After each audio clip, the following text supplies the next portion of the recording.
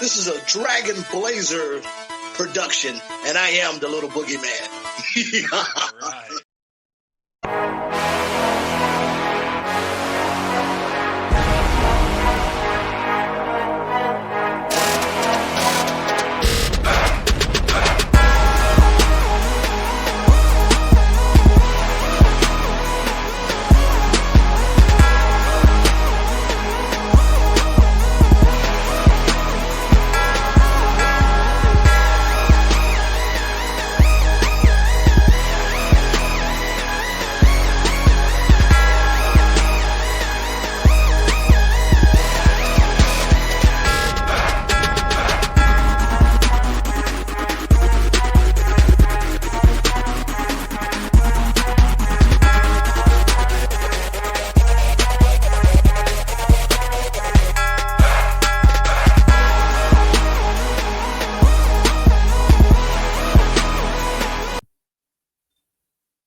This is the Boomer and Blaze Show. I am Boomer. And I'm Blaze. And here we are back for our second week on our return, as you may say. And here in Ohio, for all of you that are in Ohio with us, it's a little warm out there, isn't it? A little moist. Yeah. I debated on doing this podcast outside in my mom's pool. Right.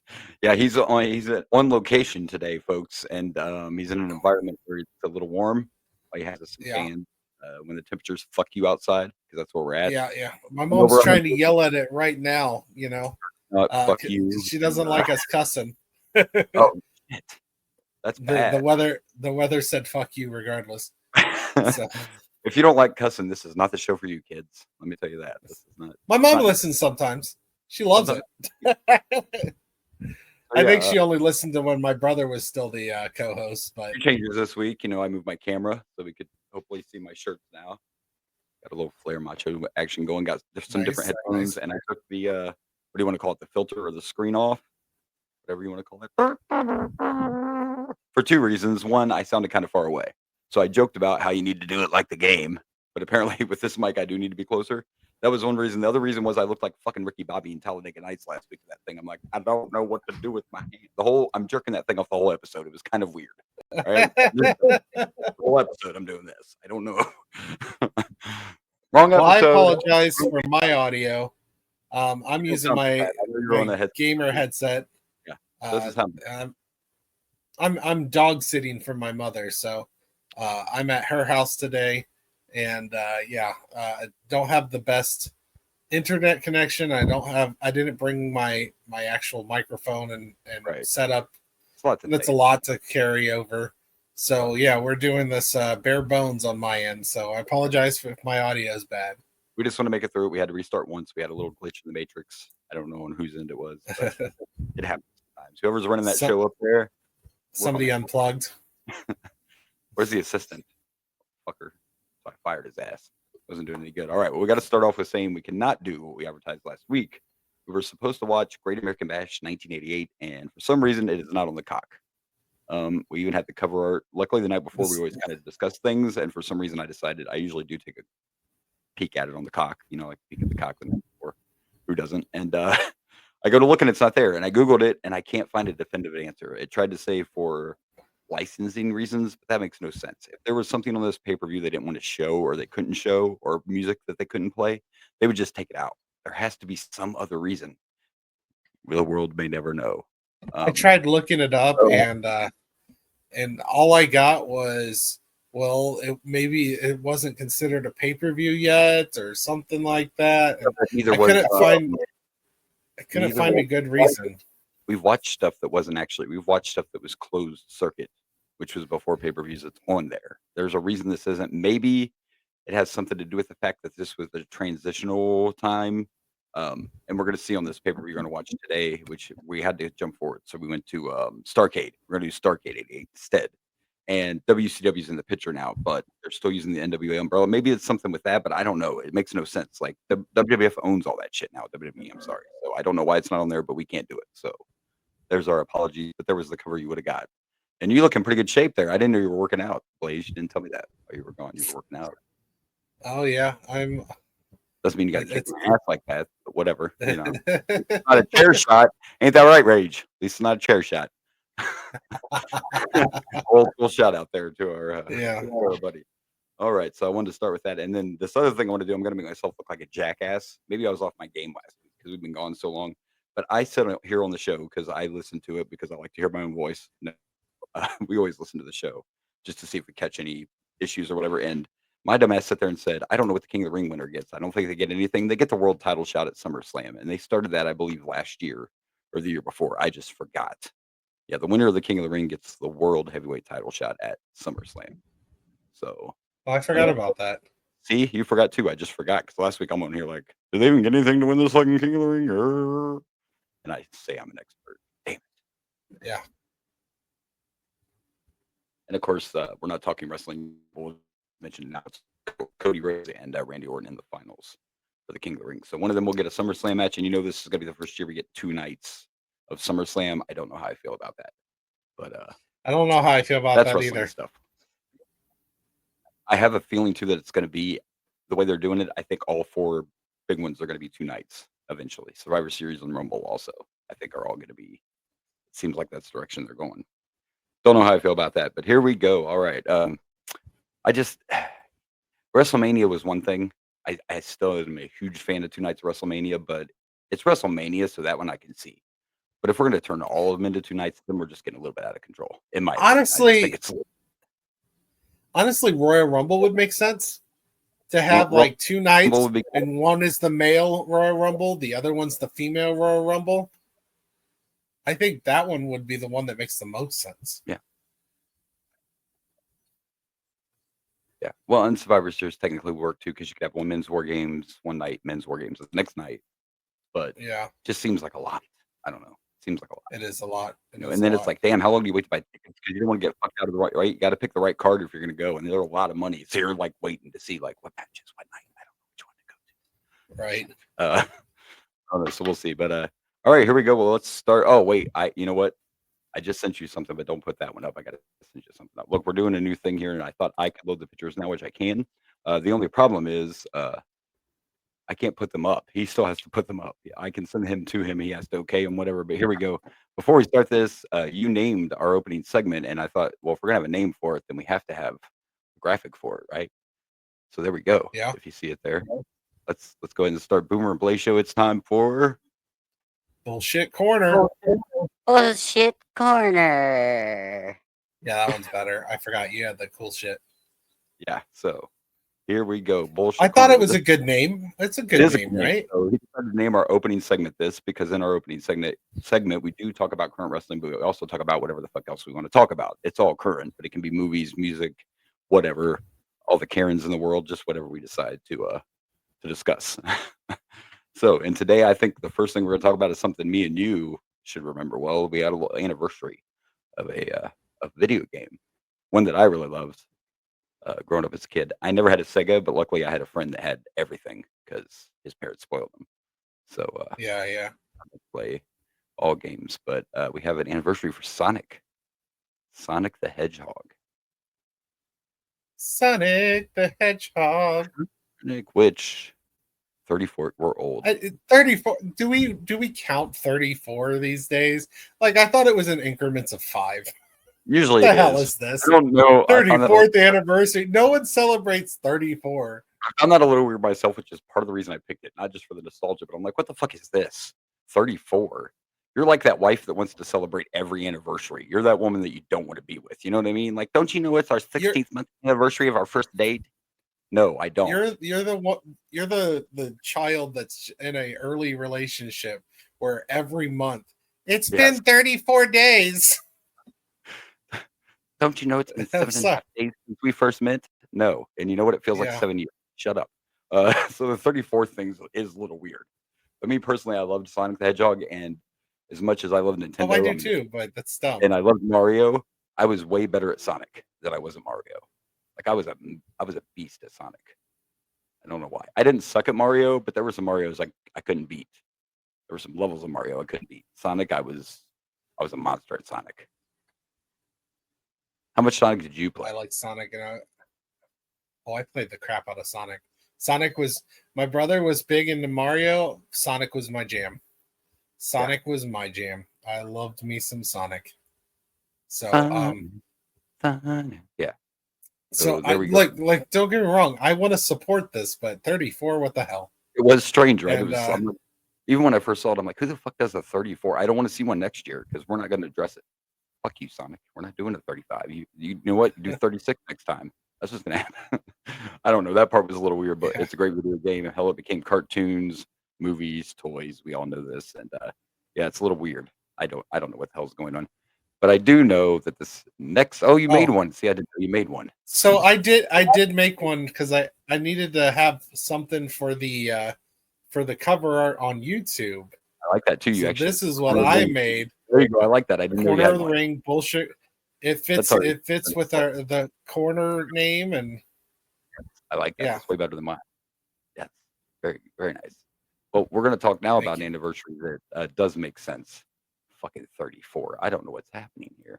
Stay away from this woman. I'm just telling you. But this anniversary, this next one, makes total sense. You're going to need a bigger boat, and you need to get the fuck out of the water, folks, because it's the 50th anniversary of Jaws. 50 years. Of course, this now is that before. one makes sense. 50 years, Yeah. 1975. This is the movie that started the summer blockbuster. This was your first popular it's summertime, it's time to go to the movies, it's time to go to the air conditioning, or because this is 50 years ago, drive-ins were big. Absolutely. Big summer blockbuster. Got to be the first. It's got to be the first like huge shark movie. There might have been shark movies before this, but nothing like Jaws. And I'm sure if these younger people watched it, they'd be like, "That looks so fake." Whatever. There was no CGI back then. They had to build that motherfucking shark. All right, so you need to check yourself. That's not a computer. And the reason we don't see it very often is because the thing malfunctioned all the time, and that's why we barely see the shark, which actually worked out for the movie because the anticipation of it was scarier than actually seeing the thing. And that's something like this would be more for a Halloween episode, but good scary movies, like people don't realize until they read it that most of your horror movies and shit, like a Nightmare on Elm Street, you think Freddy's in that thing a lot, but he's really not. Like or hey, Star Wars. How much is Darth Vader actually in that fucking movie? But we're all like, he's our favorite, and how much he's not in there that long at all.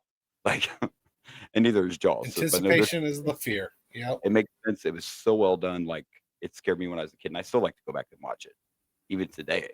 I think it's a classic. It's to me, the older movies like Jurassic Park, like the original Jurassic Park, where they had to build the dinosaurs, those kind of movies, to me, that shit's way cooler and just a way bigger deal than CGI. Don't get me wrong, it's great to have CGI, AI, all that. It's helping us with our show.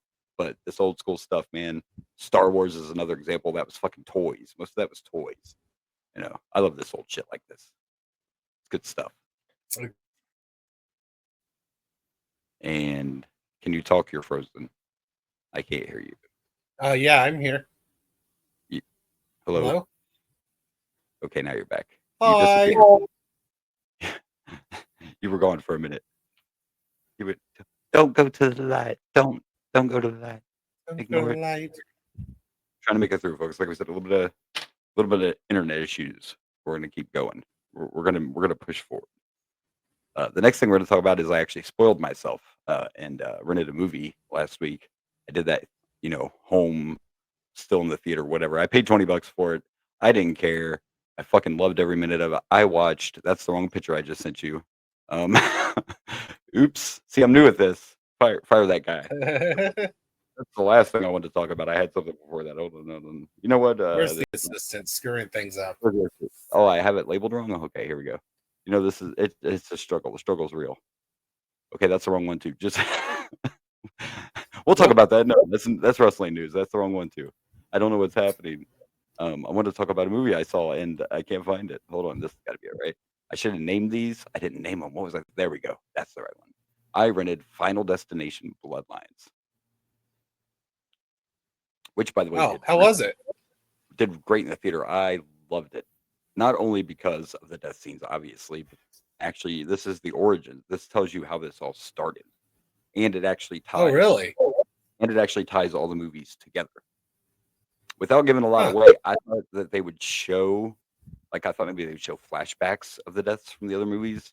They didn't, but they actually did tie them into the movie in another way. I just don't want to give it away. So this actually shows you where this all originated from and ties all the deaths in all the movies together. So technically, it could be the last one. I don't know if it will be, because they could always start it over. But yeah, it was good.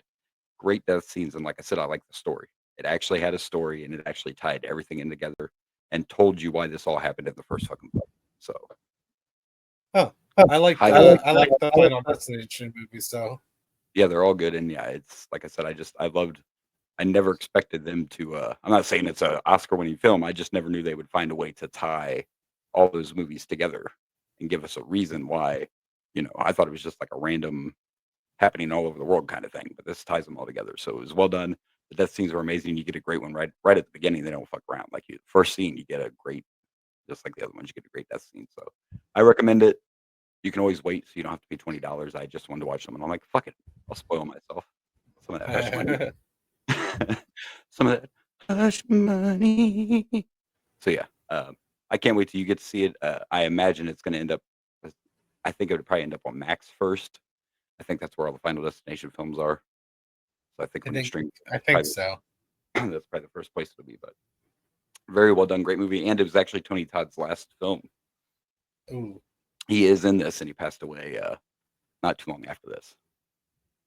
And knowing he actually has a line in the movie. I can't remember it exactly, but just knowing that he passed away after this, it was kind of creepy to hear him say it because his character says something like, "I'm done. I'm tired. I want to live what little bit of life I have left," and then like walks out of the room. It's something to that effect. And then knowing he died after that, you're like, "Whoa, that's kind of intense." Was that just the movie, or was that kind of like a Yeah, a good movie? Yeah, I highly recommend it for sure. I enjoyed it. So there you go. Final Destination Bloodlines. Like I said, I don't want to give it away. There were so many good deaths though, and I actually saw some behind the scenes stuff on how they did some of the deaths. And I wish I wouldn't have because I kind of like to not know the magic, but it was kind of cool to see how they pulled some of these death scenes off. I'm tongue tied today. So that would be cool. That'd be cool. yeah, good movie. Can't wait till you get to see it, and then we can talk about it again. But yeah, you see the tagline right there at the top: "Death runs in the family." Yeah, yeah, So, that makes sense on the tying into the originals and stuff. very well done, and still has all the good deaths that we love from like the old school. So there you go. All right. So the last thing that we're going to talk about before we get to wrestling, I already sent you the picture accidentally. We don't normally talk a lot of. I don't know. I don't watch a lot of basketball anymore, but I thought we should address your NBA champions, the Oklahoma City Thunder. Won the NBA title. Technically, it's the Thunder's first title, but it's actually the second title because they were the Sonics, right? Yeah, Thunder were the Sonics. So, but it's the Thunder's first title. What I liked about it was, and I don't watch the NBA as much as I used to, but the Thunder were pretty much dominant all season. But the finals were the Pacers and the Thunder, and for the last 7 years, there's been a different champion every year in the NBA. I wish we got that more in other sports. Like I like to see the teams you don't normally expect, to go to the finals. Where in the NFL, well, it's happened in the NBA too. But when you get those franchises that are just dominating, and you see the same thing over and over and over and over again, So, yeah, congratulations. I don't know if the Bengals make it to the Super Bowl. I would be fine with a dominant. Like I'll watch them 7 times. Yeah, I'm fine with having a legacy there. Fans, we weren't Tom Brady fans, so we're like, fuck that shit. But Patriots fans are like, fuck you, I didn't mind. I'll sit at my house and watch Brady win 25. Oh, I'm sure Chiefs fans are the same way. Exactly. I'll watch Mahomes over and over again.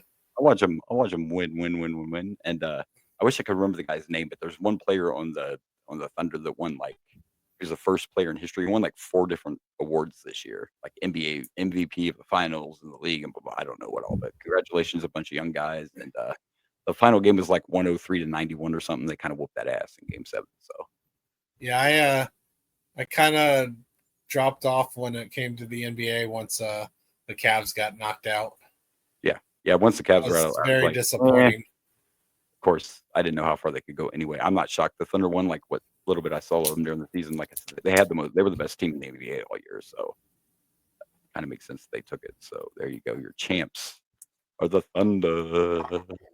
Congratulations, Oklahoma City. Congratulations. All right. Well, we're going to move on to wrestling news. All right, so let's go to wrestling news, and we didn't do any of this last week, and we really weren't doing too much AEW news really at all, even before we took our little hiatus. But I do want to discuss one thing, AEW related.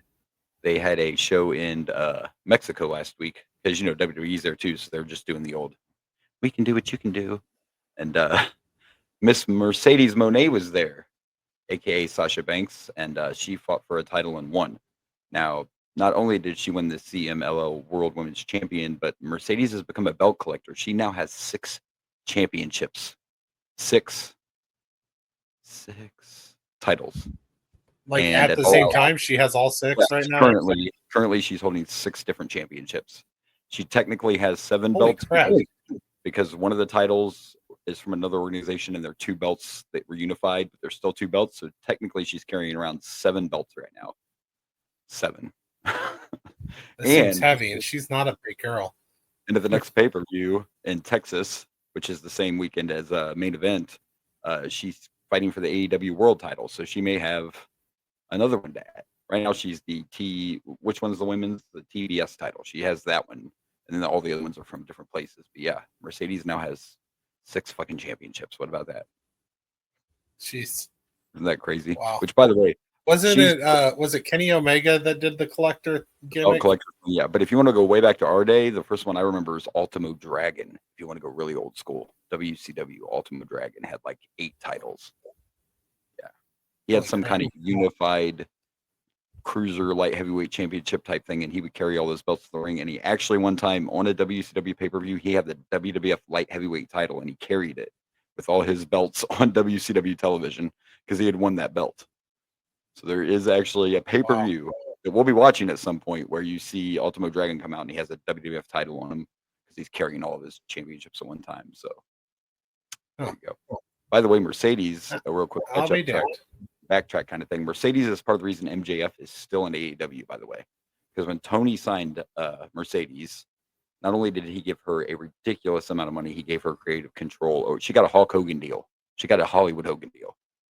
She has control over her creative, and she got a ton of money. And when MJF saw that, he was like, well, Tony, if you're paying her that, what you going to pay MJF? So he re-signed it. Look, I didn't mind Sasha Banks, but is Sasha Banks that big that she needs that kind of a Tony thought she was contract? And she's done well. But no, she's not. To me, that's not. I could think of a lot more women that would be a bigger signing, in my opinion.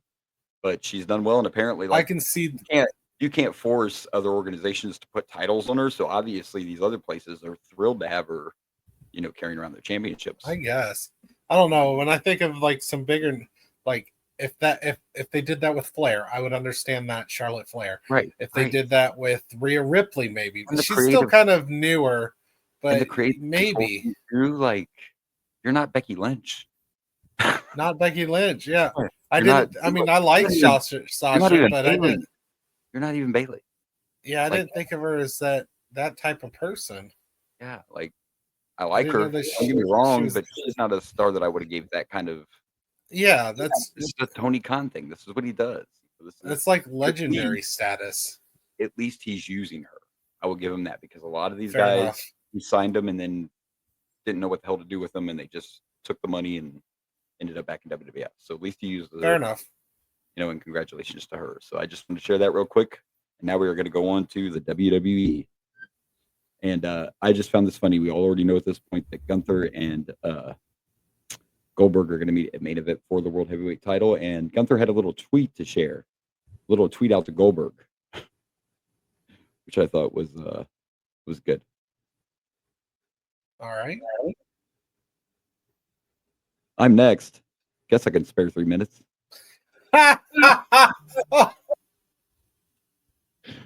Look, Gunther, we already have a tweet of the week segment, but we're going to give you some love for that one. All right. That's good. I'm next.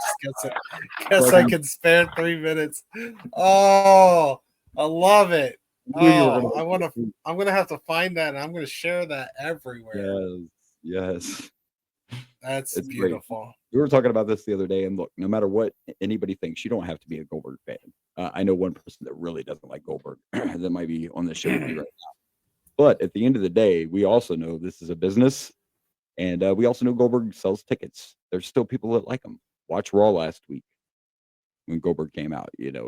People still love Goldberg. And we've gotten some cool pictures and shit from it too. I've been making some TikToks and stuff. And I'm like, dude, I know we hate Goldberg, but we're getting some fire promos and fire graphics that we can share with this return. So at least there's that. But good shit right there from Gunther. He's got 3 minutes. Why not kick Goldberg's ass in Atlanta? Yeah. By the way, real quick on Monday Night Raw, I didn't get to watch it all, but they went ahead. Like, dude, do you really think there's a possibility Goldberg's not going to retire? Do you think we're going to see Goldberg at SummerSlam? I think they're going to let Goldberg carry the title to SummerSlam. Thank God, I hope not. Listen, I'm just saying that Michael Cole just happened to drop on commentary. If Goldberg wins the title, he's not going to retire because this is being advertised as his retirement match. But yeah, they're like, well, if he wins the title, he's not going to retire. So we'll see what happens with that one. I'm not a big Goldberg fan either, but this match, if it's done right, this could be good. Like, Gunther is the man, and I know it's Goldberg, but with Gunther, you can make this work, and this could be a good match. You know how you make it work? You have Gunther destroy him, and then at the 3 minute mark, Gunther's about to pin Goldberg. And he's like, "No, you're wrestling longer than this."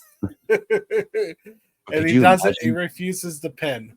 I don't imagine, since his retirement match, I don't think Goldberg would probably go for it. But could you imagine if Gunther squashed him? Goldberg squashed everybody his whole life. Could you imagine if that happened? That crowd would go crazy. But it's Atlanta. I would go. I just don't see him doing nuts. Goldberg. I would go nuts. I would love it. I want to throw this out here because sometimes we're right when we make predictions. I was listening to some of our shows while we were gone to catch up before we went back on the air. And sometimes when we predict stuff, if you go back and listen in the archives, folks, I actually called the CM Punk coming out after Survivor Series and debut, and I called that shit. I went back and listened to one of our shows, and I was like, imagine this. War Games is over, and everybody's getting ready to go home, and then So here, what about this? Goldberg beats Gunther for the title. Rollins cashes in. Goldberg wins his retirement match, but doesn't keep the championship. And then you say, no. You'd rather have Goldberg just win it. I mean, I want Gunther to keep it, but I don't know if they're going to beat Goldberg in his last match. He should. That's normally how guys go out. If it's your last match, you go out looking at the ceiling. That's normally the way you do it. But I don't want any scenario where Goldberg wins. You just don't want Goldberg to take. So Seth could cash in before the match is over. Yeah, he could do that. I'm fine with Seth leaving with the title. I just don't want like Goldberg still doesn't lose. We'll see what happens. It's going to be interesting. Remember, that's main event. That's next month. Let's talk about what's going down Saturday, at least as far as the latest reports. We're going to talk about Night of Champions. We do not get. We try to avoid politics and shit on the show. Well, unfortunately, sometimes politics is relevant. Sometimes that's just part of life. Regardless of, everybody has their opinions of them going over here anyway. If you take all that out, we all obviously know the thing going between Iran and Israel and everything. But I would like to imagine, okay, two things. One, this government, and don't even hate, we're not talking about whether it's America or not. This government, TKO, all the people in charge, I don't see anybody giving this thing a green flag if they didn't think it was going to be okay. Anything can happen. But I'm saying I feel like if they thought it wasn't safe, they wouldn't let him come over. I don't trust it. It's still dangerous. I'm not saying it's not dangerous, but what I'm saying is if it wasn't safe at all, would not let people go over there. So it's planned to go ahead as scheduled. It's a rough call, right? I mean, but the stars are allowed to not go if they don't want to go. Just to put that out there. And they actually announced Dominic was supposed to defend his title against AJ, and they're saying Dominic is hurt. So that match won't be a Night of Champions. But from my sources, what it is Dominic doesn't feel comfortable going over there, and they're not going to make him go. That's what I'm hearing from reliable sources. Is that Dominic's like, I'm not feeling that. Or AJ, to be honest. Let me correct myself. It could be either one of them. I didn't get a name. What I got was one of those two men are not comfortable with going over there, and they're not going to make them go. But they're going to turn it into a storyline, obviously, instead of just, Right. So, but just for the record, we can think what we want about this situation. They've never forced anyone to go over there. If guys don't want to go, They're allowed to say they don't want to go. Without my opinions, Right. Just my personal situation. opinion on without my opinions on the situation, on the Right. bombings, all that stuff. I personally think that you either need to reschedule this.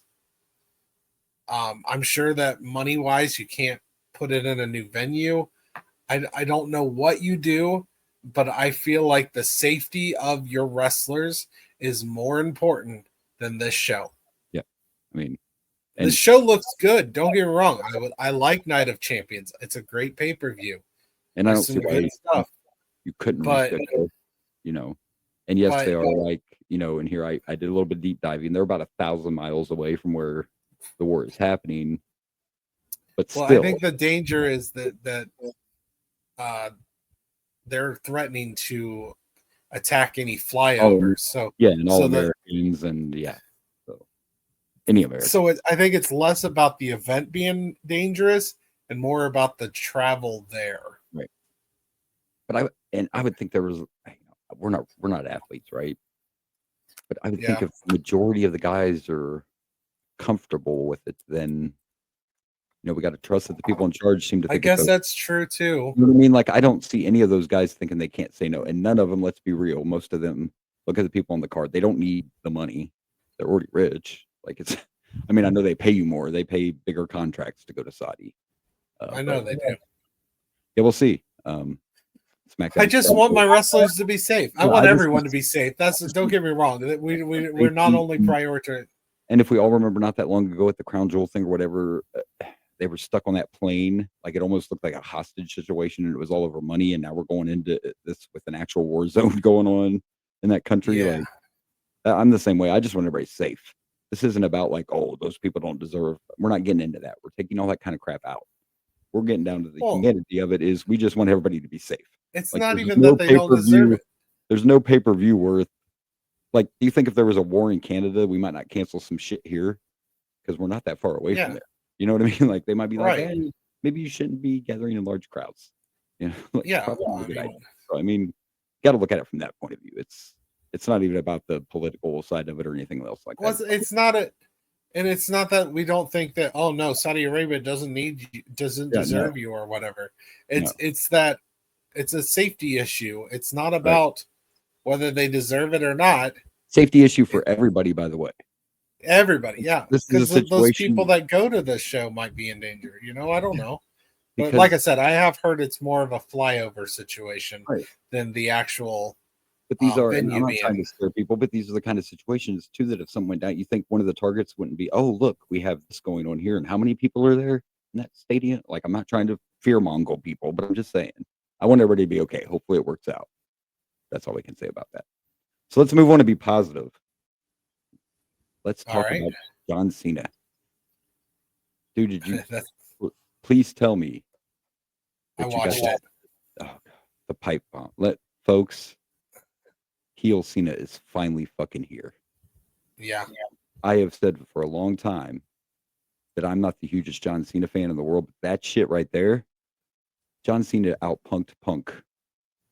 John Cena took the pipe bomb, flipped it, reversed it, and gave it right back. Sorry. Let me work it. Pull that thing down, flip it, and reverse it. That shit right there was gold. John Cena. Dude, that's heel Cena. Where the fuck's that been? Like, why didn't you do this? Hell. Why didn't you do this at Money in the Bank in Chicago? Why? That would have been just because Saudi wanted to see CM Punk. You could have ran it back or something. Shit. But that was amazing. That was a Cena I never, even back when he was a doctor of thugonomics, because back then he was kind of goofy. That was a serious, I'm breaking the fourth wall. I love the shout out to fucking Matt Cardona and Claudio. Yeah. Like, shouting out to the indie guys. That promo was gold. That promo was, congratulations to you, Cena. Like, I didn't know you had that shit in you. Where's that been? That's heel Cena. That's what we need right there. It was amazing.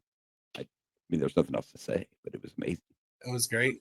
Yeah. It was a very good promo. Next question, but that, and I knew that would happen. Look, because when I look back, in my opinion, and he's wrestled a lot of people, but CM Punk and AJ Styles, in my opinion, always brought out the best of John Cena on the mic and in the ring.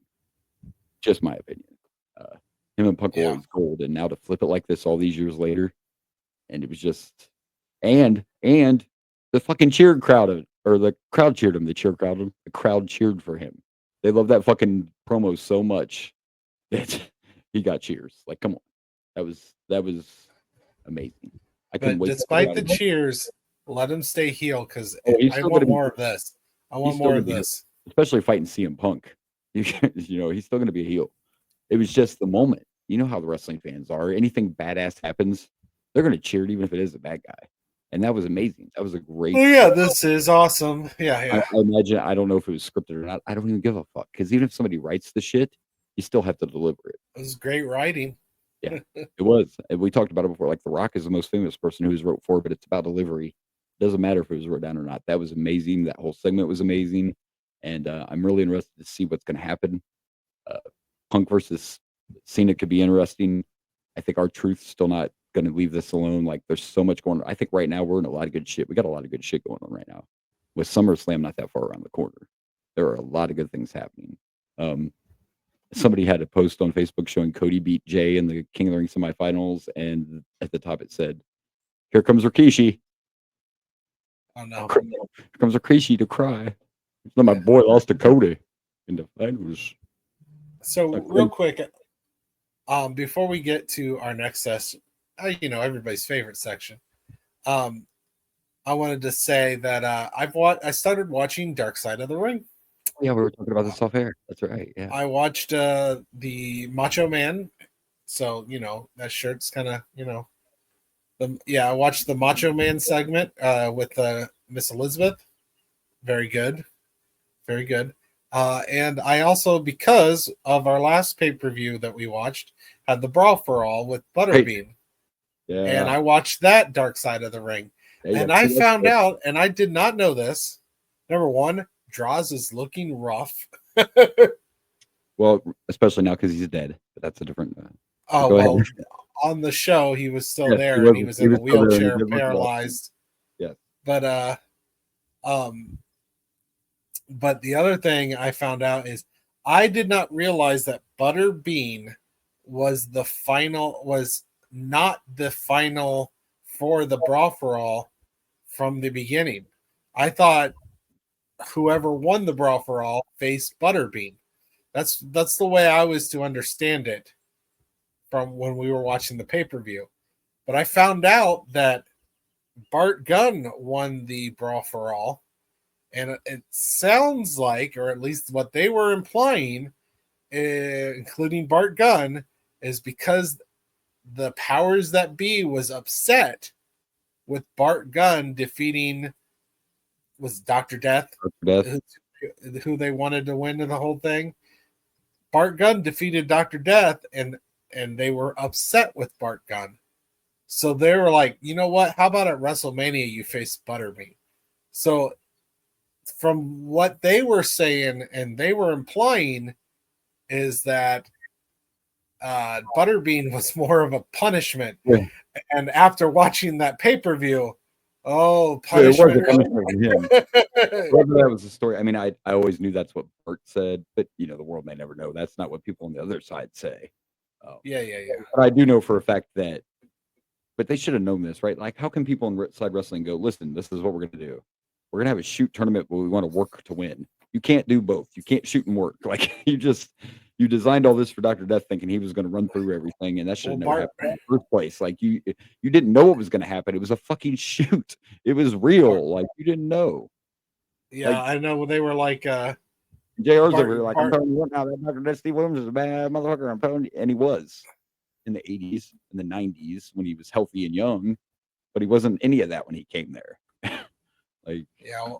Bart was like, I'm going to fight this and I'm going to win. They're like, oh, we trust it. It's fine. I hope you don't get mad. We won't get mad. Yeah. He got knocked the fuck out. That's what happened to Bart Gunn. It's horrible. Well, yeah, that's not talking about with Butterbean. In fact, Butterbean said that if Bart fought with the anger intensity that he did against everyone else, he might have had a shot. But when he fought Butterbean, they put him in training They put Bart Gunn in training to train to be a boxer, and he tried to use his training instead of the intensity he used when he didn't have the proper training for boxing. Probably and fucking scared it. Like, and he I don't was wanna- scared to. Bart Gunn even said he was like kind of. I was kind of scared, you know. Oh, intimidated. He's like, Scared. Butterbean was like, he should have just stuck with that intensity. He might have had a 50% shot instead of the 0% shot he had when he tried to actually box. And they made it worse because, like I said last week, he got back up. But that's all. He should have got it. Even Butterbean was like, Butterbean was saying, he's like, man, you should just stay down, man. Just stay down. He didn't know he got back up. He got knocked out. Didn't even know. Butterbean also said, like, I think he said his kids called him. And he's like, Dad, I heard you killed someone at WrestleMania. And he's like, no. It just looks like he did. Not intentionally. Not intentionally. Yeah. All right. Sorry. I just wanted to. I started Dark Side of the Ring and watched an episode that had to do with what we talked about last week. So I just wanted to bring it up. Go ahead. All good. All right. Well, I think we've bullshitted everything we need to bullshit. So that means there's only one thing left. It's time for the Chic Tweet of the Week. Chic Tweet.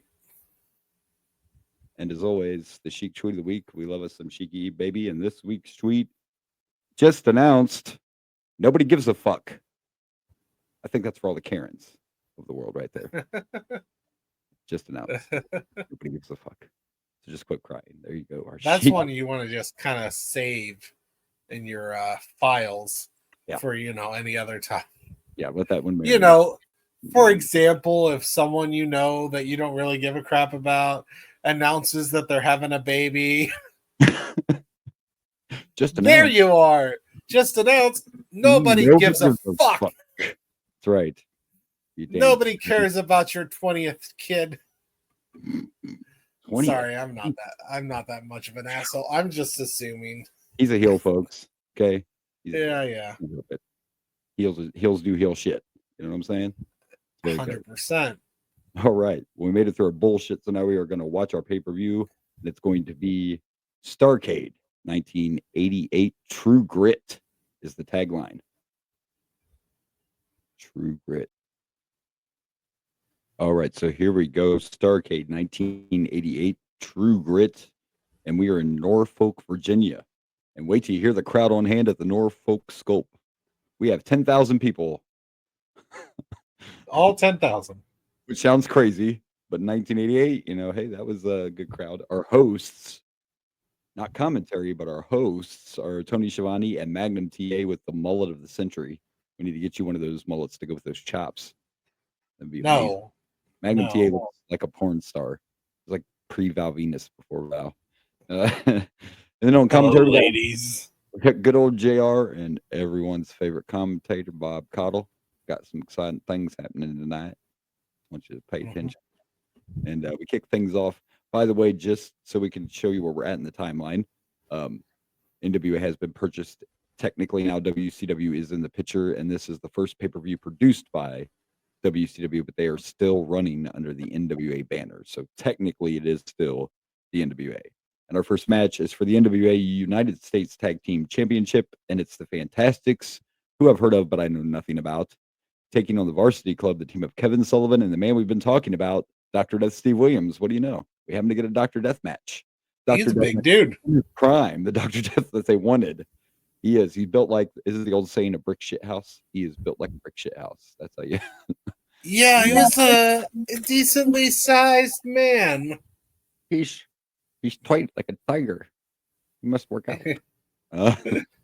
So this was our first match, and it was, you know what? I thought this was a good tag team match. I'm glad we're still in the 80s, and you could have guessed that just by watching the intro, which was amazing with some really bad porn music and like picture frames. We're gonna see tonight, like chicken wow wow, yeah, a little awkward, but anyway, it's getting better though. If you remember when we started this, those first couple shows we had to watch were a little rough. It was like a bunch of people we didn't know. I remember one pay-per-view we said everyone looked like your stepdad or that one uncle at your family reunion. At least we're getting some people we know and some better action. This was a fun tag team match. The Fantastics did some really cool shit. Again, it's 1988, so they're doing things that not everybody does. And I say really cool shit. The crowd was into it. And I mentioned to you when we were watching this, I'm like, dude, I don't know what's going on, but Kevin Sullivan was no sell on a lot of shit. I don't know if he had a bad night or he didn't like the Fantastics, but he was just like, you know what, I'm not selling nothing for you. I'm gonna Hulk Hogan this. Like, he got raked in the eyes. He didn't even budge. He was just like, fuck you guys. I'm not gonna sell anything. So a lot of high spots, a lot of the Fantastics used a lot of double team moves, which I miss. I don't know about you. Like, I love tag team wrestling, but you don't get a lot of the double team moves anymore from the tag teams like you used to back in the day. I love a good double team. Yeah, not just finishers. Like, these guys were doing double drop kicks. They did like a double backdrop off the top rope. They were doing tag team wrestling like it used to be back in the day. And the ending, the match was going pretty damn good. And in the ending, I don't know what the fuck Tommy Fulton was doing, but he had Dr. Death in a sleeper. Then all of a sudden he just let it go, and he acted like he was going to throw Dr. Death off the ropes, but he was like, oh, wait, no, let me run off the ropes. It was a very awkward sequence that turned into Dr. Death using what will be known as a stun gun in a few years when a certain Steve Austin comes into. By the way, fun fact for those of you who don't know, Stone Cold's real name is Steve Williams, and he wanted to wrestle as Steve Williams, but he couldn't wrestle as Steve Williams because of this guy. We already have a Dr. Death Steve Williams, so he had to change his name. There's a little backstage boomer facts for you, just in case you didn't know that. So overall, I thought this was an entertaining match. The crowd really loved the Fantastics. There were a few botches, but I can forgive them because they kept going. Botches can be forgivable if we just act like that didn't happen. Act like it never happened. And they're not major, but because one of the Fantastics went to throw a drop kick and it looked horrible. They didn't extend all the way out. It kind of looked like they were in a position to take a shit and they jumped up in the air. It's kind of what it looked like. It was pretty bad. But overall, not a bad match. The stun gun was enough to put out Tommy Fulton, I think, and the Varsity Club win the NWA United States Tag Team Championships. That's a mouthful. It's a lot. Of course, every time you say Tommy Fulton, all I'm thinking about is Madman Fulton, who I've met. Oh, yeah, that's right. You have. Thanks to our friends over there at ASWA. Shout out to Jimmy, our buddy Jimmy Nightmare. Jimmy, I'm Living Nightmare Lee. Living Nightmare, yes. So yeah, overall, not bad. Good way to kick off the pay-per-view. Fun tag team match, and not really any cheating. Oh, the one thing I forgot to mention: not only was Kevin Sullivan no selling, but some of the shit he did looked really brutal, like he was legit. I think one of these guys pissed him off. I don't know. There was one spot where the dude was down. I don't know if it was Tommy or the other guy. Don't know his name. Doesn't matter. And Kevin just jumped up and literally came down on his chest. And I know Kevin Sullivan is huge, but you can't. That's a move you can't fake. Like jumping up in the air and literally landing down and stopping, like when Finn does it off the top rope, the coup de grace. You can't really fake that. You know what I mean? Like that shit looked like it hurt. Yeah.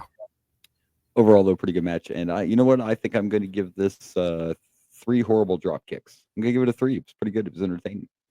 Just 3 bad drop kicks. I think I'm going to go with 2.5 stun guns. Yes, it was definitely a stun gun. Yeah. I don't remember Dr. Death using that either. It was probably just, this is a period where sometimes you just get random finishes. And I do kind of want to correct you.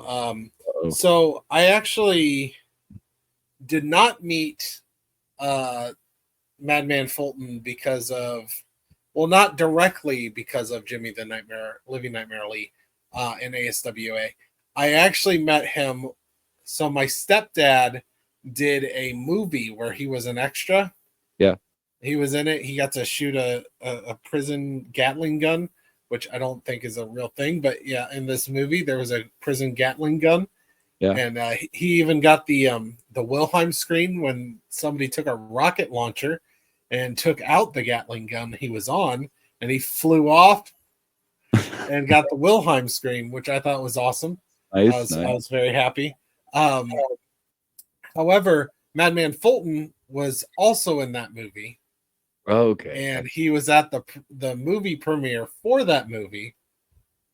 And I got to meet him at the movie premiere. Gotcha. And me and my brother took pictures with Madman Fulton. Nice.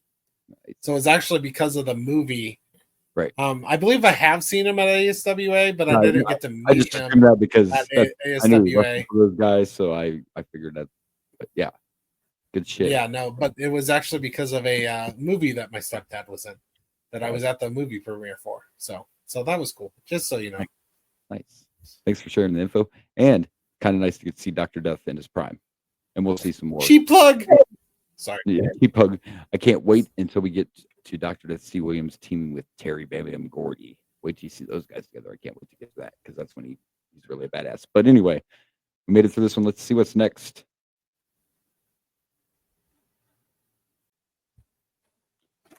Okay, so here we go with our next match, which is the Midnight Express against the original Midnight Express.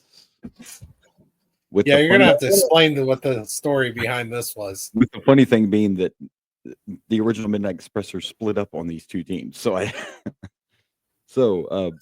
the actual original Midnight Express would be Beautiful Bobby Eaton. Well, I guess I should say who's in the match. So let's do this. So the Midnight Express with Jim Cornette is Beautiful Bobby Eaton and Sexy Stan Lane. Faces, by the way. And Sexy Stan Lane? Sweet Stan Lane, was that what it is? No, it's Sweet Stan Lane. Sweet Stan Lane. Jim Cornette is a babyface, very weird. They're taking on the original Midnight Express, which is Dennis Condrey and Robert. What the fuck is this guy's name? Robert Rose. Hold on. See, I'm very unprofessional. I don't remember this guy. Randy Rhodes was it? And their manager is Paul E. Dangerously. So the actual original Midnight Express was Bobby Eaton and Dennis Condroy, and in real life, Condroy left the company, so they broke up the Midnight Express. Didn't think he was going to be coming back, so they put Beautiful Bobby with Stan Lane to make the new Midnight Express. Long story short, Condrey shows back up, and they come up with a storyline, and claiming he is the original, Midnight Express. So that old chestnut. That old chestnut. Yeah, the team breaks up. I'm the Midnight Express. No, I'm the Midnight Express. Yeah. No, I'm the Midnight Express. But Jim Cornette said that I am the Midnight Express. But nothing else. It's always a pleasure to see young Paulie Dangerously, or as we know him, Paul Heyman. Yeah, and he's got the Saved by the Bell cell phone, the Zach Morris giant cell phone, and of course Jim Cornette with your favorite weapon ever in the history of pro wrestling, the tennis racket, which may have came into play. Still in its cover. And what's more face than hitting the other team with your tennis racket? Nothing says baby face like some tennis racket shots.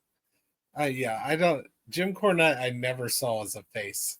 Ever. I don't remember him being a face. Of course, this is way before I might have went back and watched some of this stuff, but when I started watching wrestling, WCW was full on WCW, so I don't remember Cornette ever being a babyface, and it was just weird.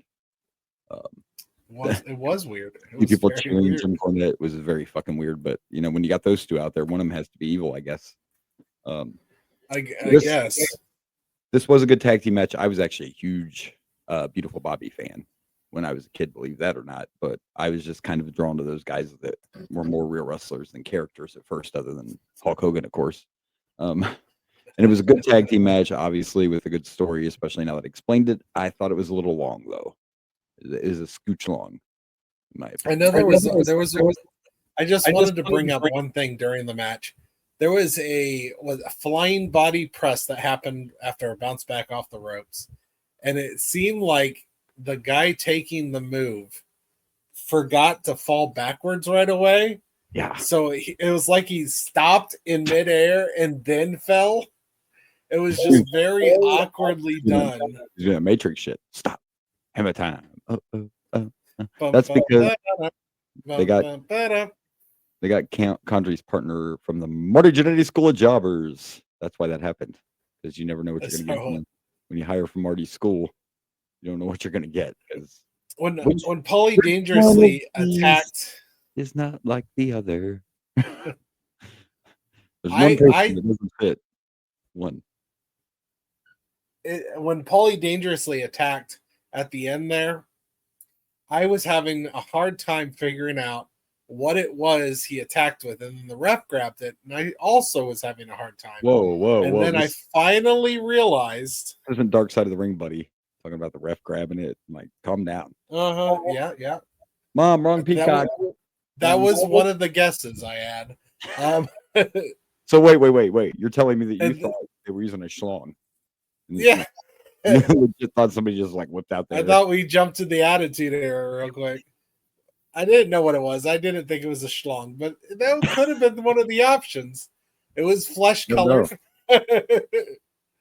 But and it turned out to be a relic from an ancient time. Yeah. A corded phone, but without the cord. Hey, Does that make it a cordless phone? That was a cell phone, buddy. That was a cell phone. It was just like it was one of those. That's why I call it the Saved by the Bell cell phone. It's like the one Zach used to carry. That's why it looks like giant brick cell phone. Now you may be right though, because I didn't look closely. Because there were a few times eventually he carries an actual cell phone, but this could have been just a cordless phone to look like one.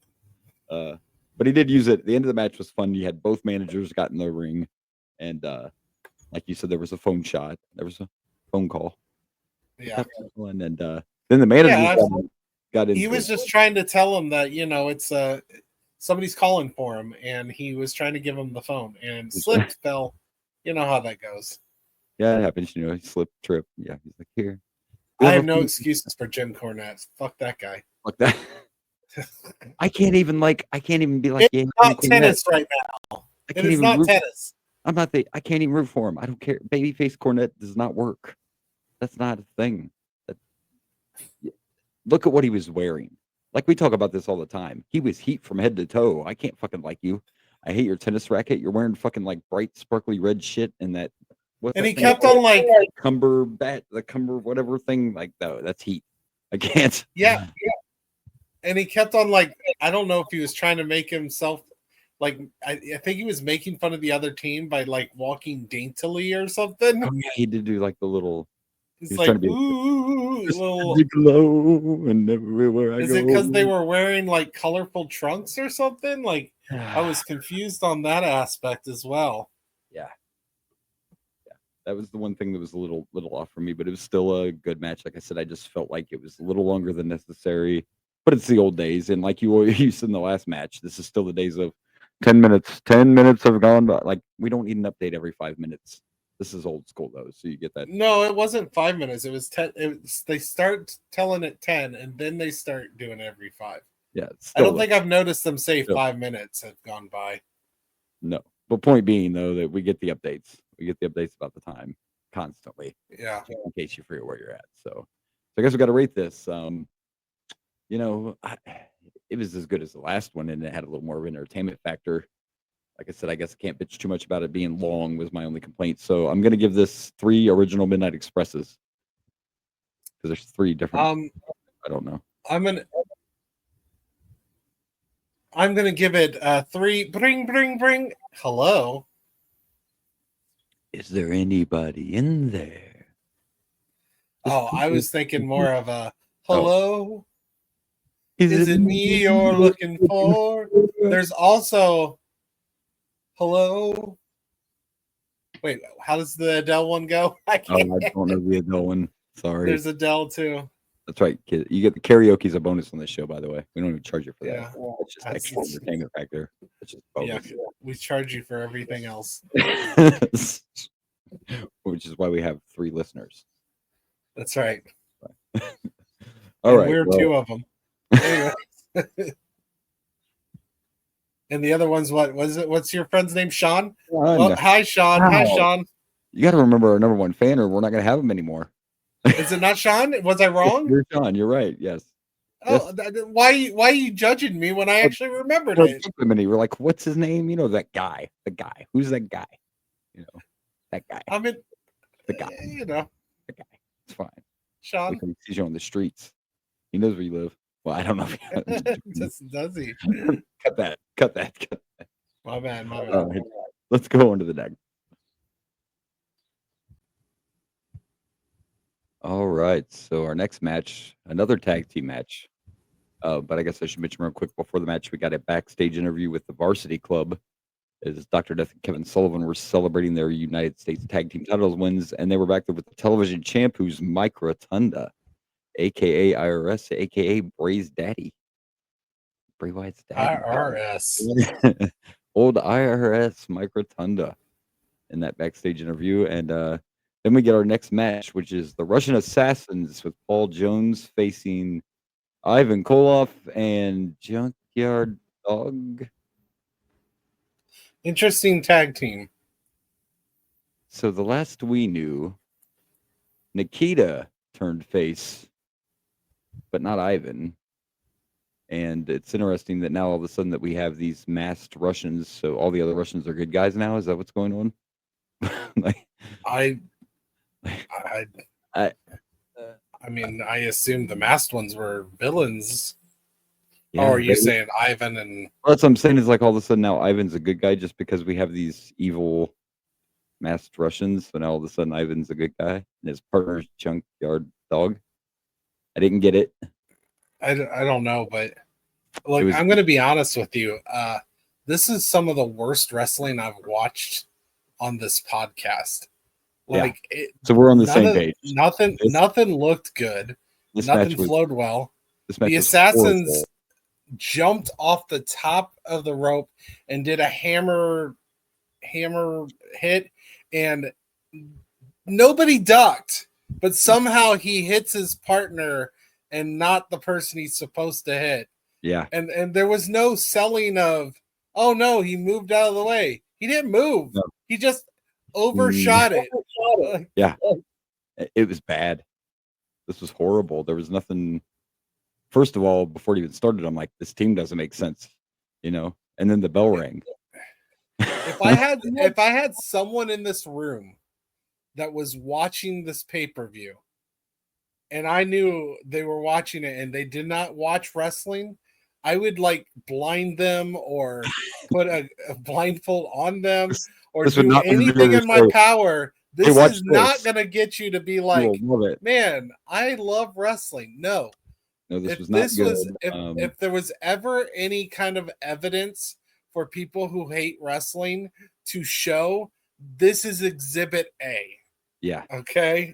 it was bad. It was clunky. They were missing a lot of shit. And it sucks. I like Junkyard Dog, but no one in that ring was good. This looked like it was the first time the Russian Assassins ever fucking wrestled with each other. Like they had no idea what they were doing. Maybe they were, since it was like one literally. They were nobodies, by the way. I've heard of the name. One of them was Jack Victory, which I've heard of that name, but he was like a jobber. So these are just jobbers in masks getting put on pay-per-view. Pretty much. It's I don't even think these guys came from Marty's School of Jobbers. They're worse. I don't know. I don't know where this is. Wow. Like Timu.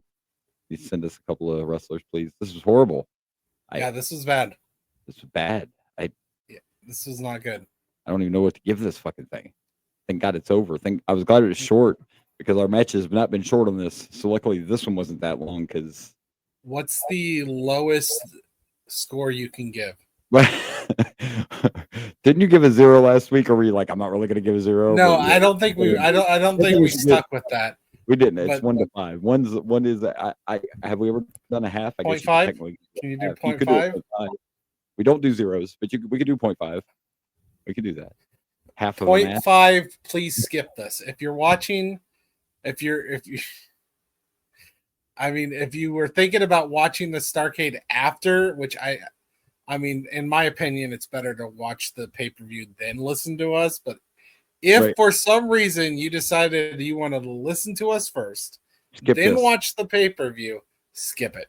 Yeah. Unless you love to watch terrible wrestling, Oh my gosh. because that's what this was. I'm gonna give this half a Russian because there's supposed to be 3 Russians and none of them are fucking Russian. So I'm just gonna give it a half a Russian. Wow. There's no real Russians. Junkyard's probably more Wow. Russian than anybody in that picture. I don't know. It's bad. Yeah. Let's just, you know what? We got to have some better stuff. I know some people we're about to see. We're going to see some people we know on this card. I don't even think we've Yeah. talked about a lot of what we were to expect. By the way, I don't think I mentioned any of this. I usually do main events, Ric Flair and Lex Luger. So, Which there's was, some I believe, more. the main event on the last show we were supposed to watch, but don't have access Yeah, to. but we couldn't have because there's something wrong with the cock. It's broken. Something wrong. They All right, might want to well, go to the doctor. I literally feel like if Bob Cottle and JR arm wrestled next, it would still be better than what we just watched. Right. So let's see what's next. All right, so real quick before we talk about this next match, I think there were two things I forgot to mention about this pay-per-view. One is we got a very young Teddy Long as the referee. And I'm not trying to make fun of anybody, but the fact that he has all that hair, but it's still nothing here. Yeah. From the back, it looks like it's a really nice hairstyle. That he turns around, it's just Look, Teddy, I get it. Bald, baby. I get it. I get it. So, and the other thing I forgot to mention that we both kind of forgot about, and they showed him again during this match, is Jason Hervey's in the audience. And for those of you who don't know, he was the oldest son on Fred Savage's show, Wonder Years. Wonder Years. Yeah, he's in the audience. I thought he looked familiar. Yeah. I wasn't sure who he was. What makes that even more interesting is he is actually a wrestling fan in real life, and he was there a lot. And later on, him and Eric Bischoff meet, and they actually become friends, and they started a production company together, and they still work together to this day. Eric Bischoff and Jason Hervey. Who would have ever guessed that would have become a lifelong friendship? But all right, so here we go. We can talk about this next match, which I love the hell out of this match. Yeah, this was good times. Yeah. This is definitely a slightly stepped up. Well, and I have to imagine, knowing you, my co-host, and Mr. Hill yourself, you had to have loved Mike Rotunda in this match. We got some heel shit that you don't see anymore. We got a lot of good heel shit. Oh, not only that, this was a wrestling match with two guys that have a wrestling background, and I actually enjoyed it, and I cared. It's fun. It's interesting seeing Rick Steiner. I mean, he's in full-on wrestling gear and not like pro wrestling gear. I'm talking about you're in high school, college, or the Olympics wrestling gear. And always dresses like that his whole career. He just switches to those bright, crazy designed singlets. But yeah, does the mismatched boots, the mismatched knee pads, classic Rick Steiner. Yeah, and you really don't see that anywhere else. Like, he's one of the few that I can think of that does that look. Yeah, with the helmet. Yeah, there is one young man in TNA. Actually, he might have left TNA now. He's in AEW now, but there is one young wrestler out there. His name is Jason Alexander, and he wears a singlet and the headgear. And the headgear, huh? Wow. So he's the only guy I know of now in this modern era that does it. But yeah, it was rare back then. But here's something else I don't get, because we were talking about Kevin Sullivan's crazy ass, which, by the way, he got put in a shark cage for this match because he was also manager of the varsity club. But here's what I never got about this, man. The varsity club, we obviously get what the gimmick is. They all went to college. They all come out wearing even Dr. Death earlier. They all come out wearing singlets and the jackets from their college. So they're all like a college athlete gimmick. And then here's the game master, Kevin Sullivan, in his long dark robe, like he's the Undertaker's grandfather. Doesn't go with the faction at all. And I mean, obviously, they talk about in this, and I do remember, even though it's been a while, we did get to see Rick Should look like a professor or like the genius. Right. We did get to see Rick Steiner in the varsity club, and they talk about that during this match. He was a former varsity club member. Yeah. And where's Scott at this present time? Do you know? And, a lot of people don't know that, but Rick actually was there first. Scott's not there yet. He'll be there soon. We're not far from it. I thought we had the Steiner brothers earlier, or am I just thinking about WWE? You're thinking of WWE because they were there for a minute, but we have not had him here yet. Rick was actually there before Scott was. So I don't think Scott shows up until, because we're in 88? Yeah, Scott won't be there until 89 or 90. So Rick actually started before him. So speaking of the Steiner brothers, this is random, but of course we all know Rick's son is already in WWE, Braun Breaker, and it was reported that they have now signed Scott Steiner's son too. So we're going to see like the next generation now. Yeah, I saw a picture of the kid too. He's jacked. He looks a lot like his dad. Except for he's going by Braun Breaker and not a Steiner. Right, so be a Steiner, Anyway, let's talk about the rest of this match. But a few of those things I was talking about that I thought you'd enjoy is we got to see the classic, like the walk away. Rotunda teased the old like "fuck this." Yeah, good. I'm done. I'm out of here. He did the beg off. I missed the beg off. Tell me, I know that's one of your favorite heel things is the beg off. Oh yeah, I ain't doing this crap. Well, I'm talking in the ring when he did the old corner classic. No. No. Please. Well, they did something similar. I mean, not in the corner, please, but like when the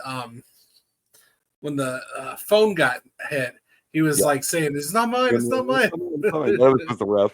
That was another good spot we'll get to towards the end of this.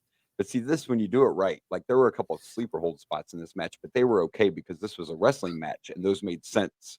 because you watch these yeah. guys going at it, and you're like, they got to be fucking tired. So I get to sleep. Put this guy into sleep, or let me catch my breath. Because they started right away. They went at it right away. Like they were. I'll take a sleeper hold any day. You give me a sleeper hold like this any day of the week. Yeah. You know what I didn't like is earlier we had this, and it was just on the sides. Yeah. I forget who was doing it, but I'm like, it doesn't look like you're doing anything. Maybe a little pressure on the ears. That's was like it. Actual guys that have mat wrestled before, make better professional wrestlers because they can make this shit look more legit. And dude, when they were outside and fucking Rotunda dropped Rick across the rail on his throat, look, this was back. They didn't have cushioned guardrails, kids. These are just fucking. This is, you could hear it. Like I'm sure Rick got his hands up, but yeah, back then it was just metal, fucking rails outside. There was no, there are no mats on the ground either. This is still old school NWA. There's no mats around the ring. The guardrails are just metal. And can I bring up, Teddy Long's reffing is very interesting. He's constantly trying to check you to make sure you're not cheating. And he literally asked the crowd. Oh, I was going to bring that up. I'm so glad you did. He did it more than once tonight.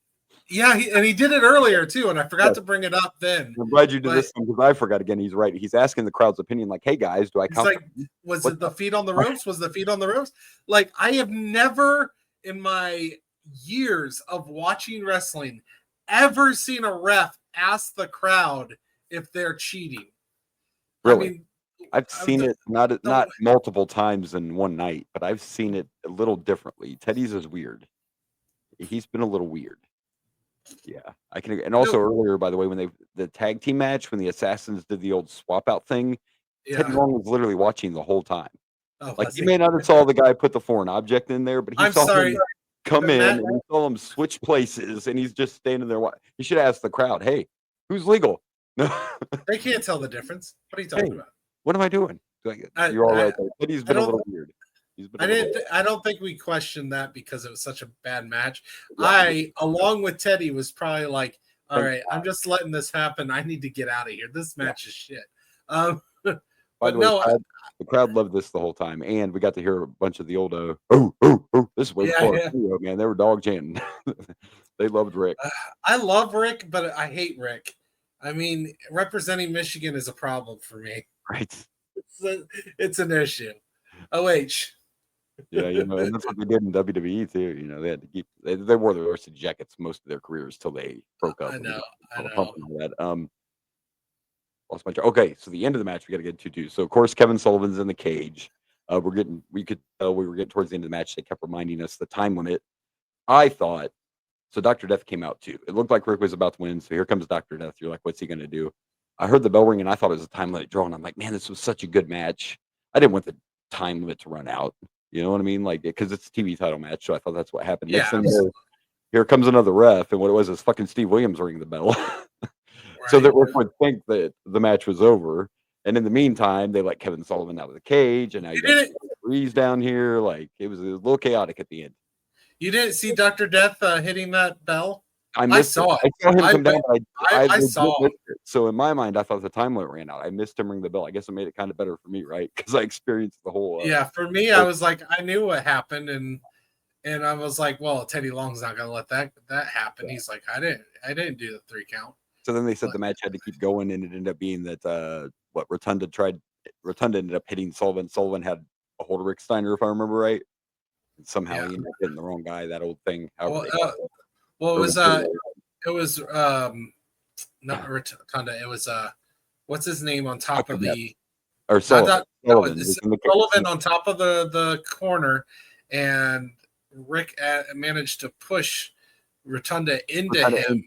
Yeah, that's what happened in the old classic. And then the quick pin with two refs doing the countdown. Well, since Tommy Young was out there, he's like, I better make sure that he's okay so he doesn't have to ask the crowd how to count to 3. That's just such an interesting ref style. Nowadays the refs are just blind. If they do not see it, it did not happen. Yeah, that's the way the reffing in most wrestling that I've seen has been. If I don't see it, it didn't happen. I don't care if it's obvious that something happened. I didn't see it. It didn't happen. Well, They're blind. two things I know is the crowd. The pop was huge when Rick Steiner won. The crowd loved that. And Oh two, yeah, you need to watch your mouth because if you keep talking shit, Teddy Long's going to put you match with the Undertaker player. That's what's going to look, happen. It's Teddy Long. holla. You'll face the Undertaker. I was just waiting for him to say playa. I Playa. just it's tag weird team seeing match. young. Leia. It's weird seeing young Teddy Long, and I ain't bashing his rep style. I find it very interesting. I'm not saying it's negative or bad. It's just I just don't think I've seen it. Right. Yeah. Oh, okay. Well, this was a good match. I really enjoyed it. I think this is my favorite match so far, and we only got a couple left. I'm gonna give this four barks. Oh, oh, oh, oh, oh. Five. I like this quite a bit. Especially for WCW because WCW matches have not been. I mean, except for the main events, some of them have been pretty good. But I'm gonna go with 4.5. Holla! Allah. See, I respect the Teddy Long. I said you do. Okay, Teddy, you don't got to put him in a match with the Undertaker. It's cool.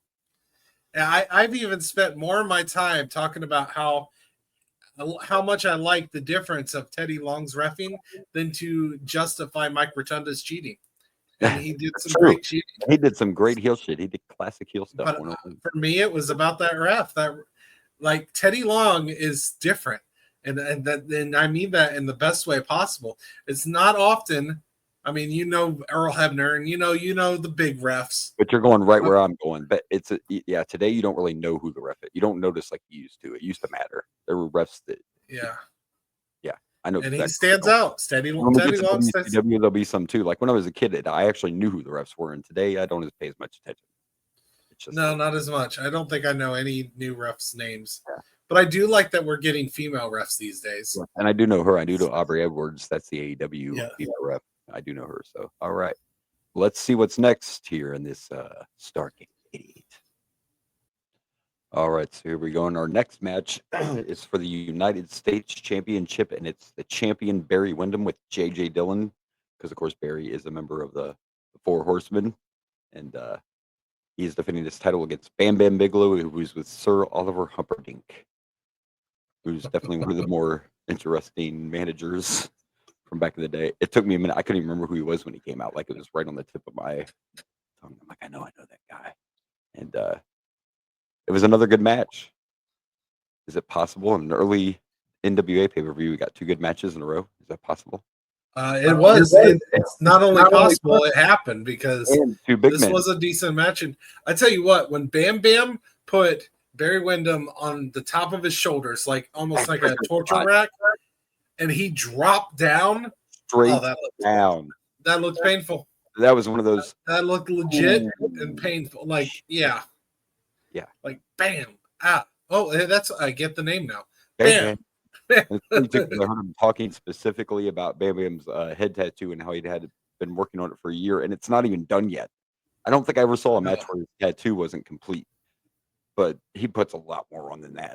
I'm like, wow. Well, I do remember that, and I point out that in a world where almost every wrestler we've seen has had just plain black, blue, like plain trunks, very little design.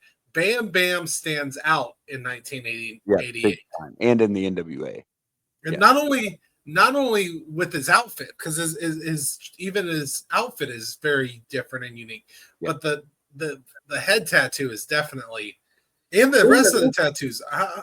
How many wrestlers? I don't think we've seen any wrestlers tonight with a bunch of tattoos on. I don't think we've seen any. Even one. I think Rick has one, but it's small. He's the only other wrestler I think that had that. So yeah, for this time period, no matter whether he's here or in the WWF, wherever he is, Bam Bam was committed, and that's how you make yourself stand out. You know what I mean? Like, and he does. He absolutely stands up. Yeah, and because it doesn't.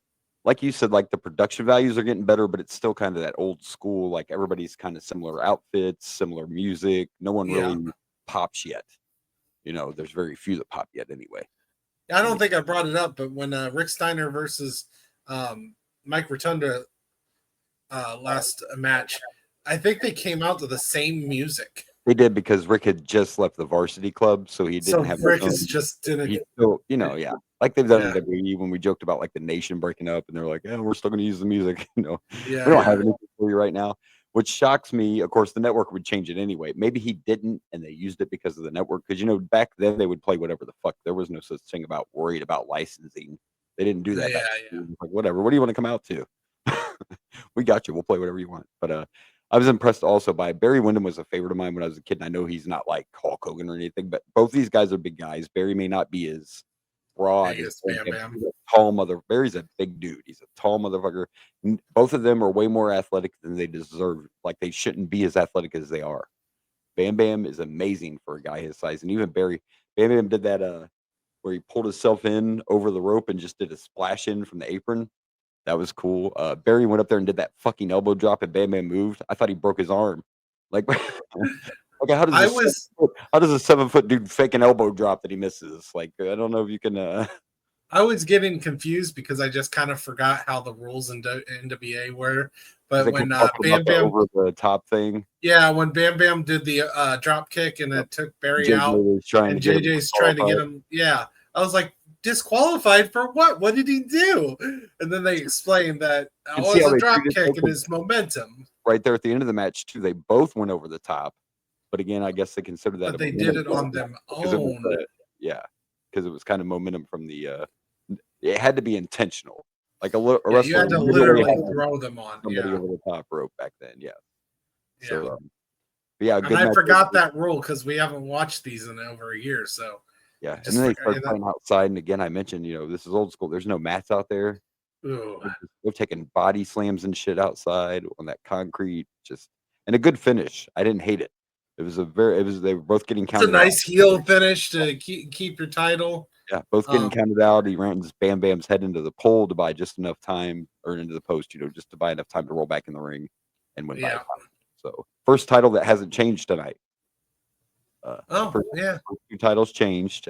This one stays right where it is, and we have 2 title matches left. So there you go. And I know what's next, and I'm pretty excited because I know we're not a fan of a certain person, babies. But this is a star-studded tag team match coming up for the tag team titles. So I'm excited because this is our first time seeing Sting.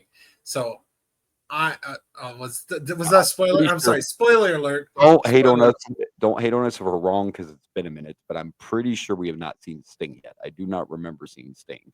I don't remember. I feel like we talked about it on the last episode before we. I think we were talking about how we're ready to see Sting. I think Sting's debut or first appearance was the pay-per-view we couldn't watch because it's not on the cock. Yeah, I'm pretty to do today. So we're pretty sure it's our first time seeing Sting. So yeah. But it's been over a year since we've watched pay-per-views, so we could be slightly wrong, but I don't think so. I don't think we've seen Sting. Pretty positive this is the first time Sting's been on our podcast. So yeah. So it should be good. All right. What do you? We didn't even rank it. Brandon, what do you rate it? What the hell are you guys doing over there? Wake up! Not our jobs. All right, no, I do got to rank it. This was another great or good entertaining match. I enjoyed it. Bam Bam is one of my favorite big men of all time. I'm gonna go with another. I'm gonna give this 4 Horsemen, even though there's only one out there. See, I was gonna go with bam, bam, bam, ba, 3.5 bams.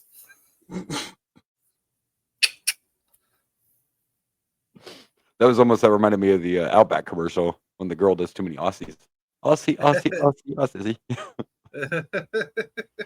He'll be all week, folks. He'll be here all week. Just so you know. Thank you. We do take donations. If you want to. We do. Yes, we're GoFunding me for something. We don't know what yet. It's for the bus. Dick road trips. All right. Let's get to this tag team. We need to GoFundMe to go to a pay-per-view. Right. And then we can record. Yeah. Yeah. Boomer and Blaze on the road. We think we could go. We've talked about this before. We could go to all these places where these pay-per-views took place. We could broadcast from where they were. That would be great. I meant to go to a current. Well, I know to a current one too, but you can't tell me it wouldn't be badass if you could go on the road and like broadcast from these arenas. That'd be pretty. Fair enough. That's a lot of hush money though. That's a lot. Yeah. That's that extra hush money. Anyway, let's move on. Let's watch this tag match. All right, so here we go. Our next match is for the NWA Tag Team Championship, and it's the champs, the Road Warriors, along with Paul Ellering, facing the team of Sting and the American Dreams, Dusty Rhodes. Baby.